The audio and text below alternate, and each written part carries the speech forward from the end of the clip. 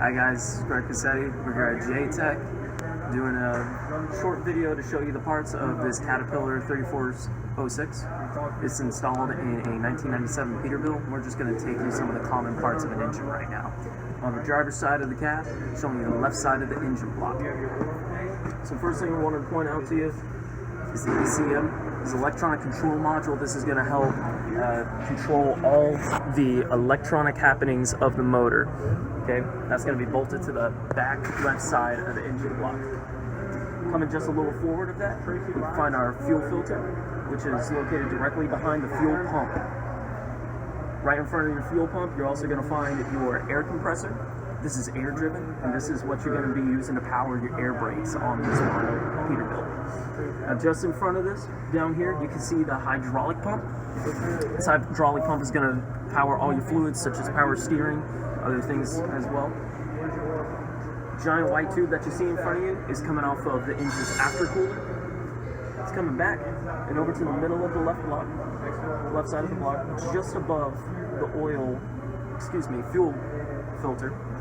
You're going to see that it goes straight into the side of the block. That's because on this model Cat, we do not actually have a air intake manifold. We have an air intake cave that evenly disperses the air inside of the engine block. Alright, so now we're going to go around. We're going to take you to the right hand side of the engine block, and we're going to show you what's over there. Alright, so now that we're at the right side of the engine block, continue showing you some of the common parts of an engine on this Cat 3406. So right here, staring us in the face, is this lovely turbo. This is what gets all diesel guys jazzed. We love turbochargers, forced induction, making big power out of this engine.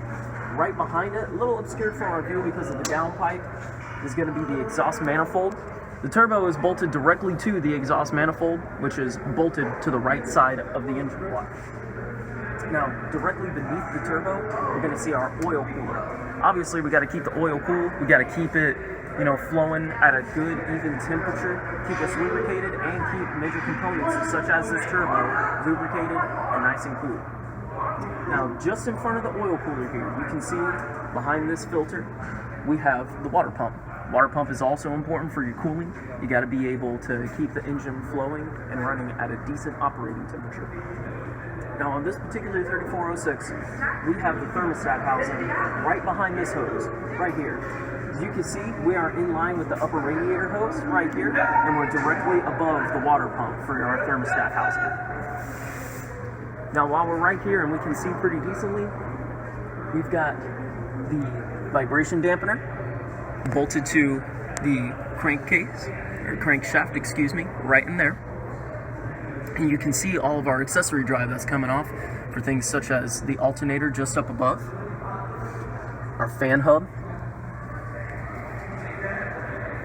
as well as other accessories on the engine.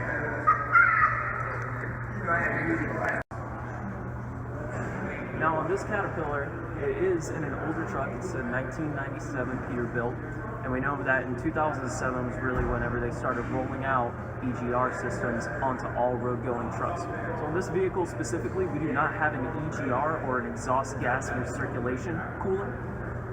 So as you can see, it's a little bit more simple. It's going to allow for a little bit better power.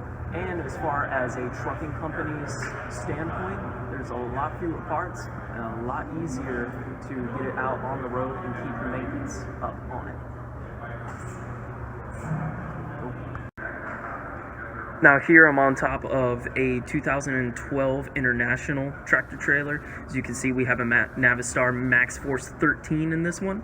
And right here in front of us is an EGR cooler that extends all the way back the length of the block. I wanted to show you this as an example of what an EGR cooler is.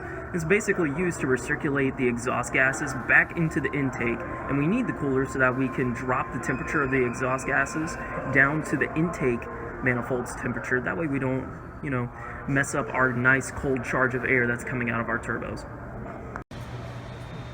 Alright, now here we're up above the engine. As you can see, we're looking at the front valve cover of our 3406. And what I want to point out to you here is the crankcase breather.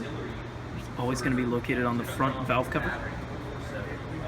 And looking down through here, we also get another view of the front of our engine. Facing forward right here, we've got the aftercooler, the radiator, and other cooling components and pieces of equipment. Down through here is a very good view of our drive pulleys. Drive all our accessories through there, such as alternator, AC compressor, and other pieces of equipment.